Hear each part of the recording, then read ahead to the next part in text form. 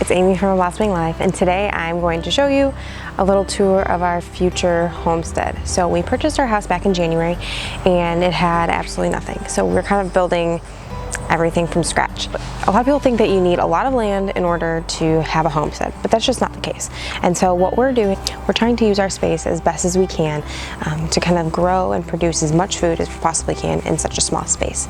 So we have about 1/4 of an acre, so we're going to be able to have goats, hopefully milk goats, chickens. We have a garden. We're going to build a bigger garden because, as you can tell, there's a lot of shade in this yard. We bought the house in winter. I didn't really realize how much shade there was, but there's a lot of shade, which for chickens and goats is kind of a good thing. They can stay out of the heat, but not always good for gardening. It's pretty oddly laid out, but it actually works to our advantage because we get these little pockets and that we can make different areas. So the area I'm standing in right now is where we have our shed. We're going to turn this actually into a goat barn. Originally we were going to build something, but we realized that we could just take out the wood floors, allowing us to make this the goat barn.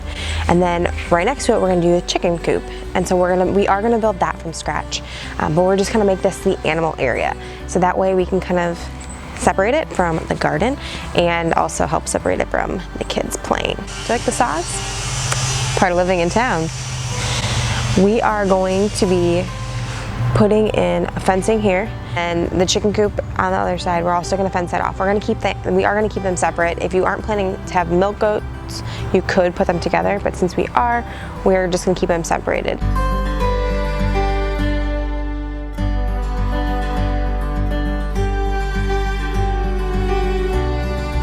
Over here is the shade garden. So I call this the shade garden because there really just isn't that much sunlight. They probably get maximum 6 hours. And that's just like being really gracious. It probably gets about 4. So we're growing a lot of shade things right now. Spinach, kale, lettuce, peas, and then in the tiny little area that is full sun, we are trying to grow some tomatoes and some peppers. Our plan for this area back here is to build out along the fence line more. So take out the boxes that we used this year, which were temporary. They did have bamboo in them, which some of them are growing more bamboo. We took out the bamboo, but somehow they grew back. But we're going to take out those boxes and we're going to build boxes around the fence, giving us more room.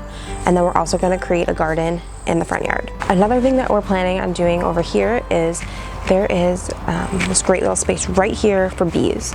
So bees do really well when they have morning sun and afternoon shade. This spot is perfect. It's separated in the garden, and so you can have bees in the garden, but it's really nice to have this separate space over here. That way I can block it off because I know my child will like to try to pet all the bees.